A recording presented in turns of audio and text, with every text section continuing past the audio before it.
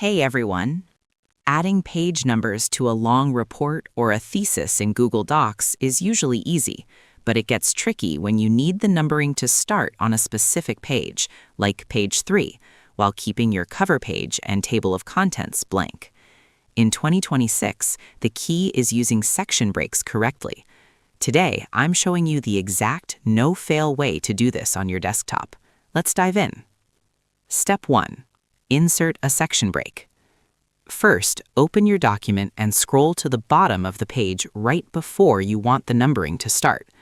Place your cursor at the very end of the text on that page.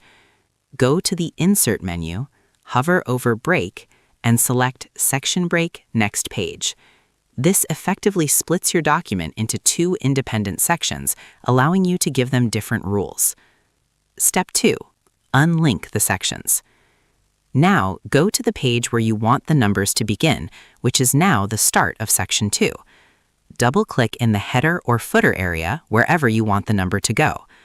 Look for the checkbox that says Link to Previous and uncheck it. This is the most important step. If you leave this checked, any changes you make will still affect your cover pages. Step 3. Insert and format page numbers. With the sections unlinked, it's time to add the numbers. Keeping your cursor in the header or footer, go to Insert, Page Numbers, More Options. Under the Apply To dropdown, ensure it says This Section. Under Numbering, select Start At and type in 1, or whatever number you want this page to show. Click Apply.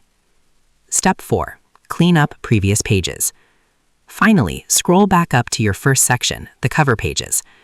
If any page numbers appeared there, simply double-click them and press Delete.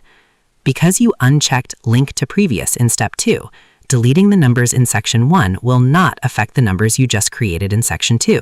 Your document is now perfectly formatted. Now you have professional page numbering that starts exactly where you need it. I hope this helped you out, and I see you in the next one.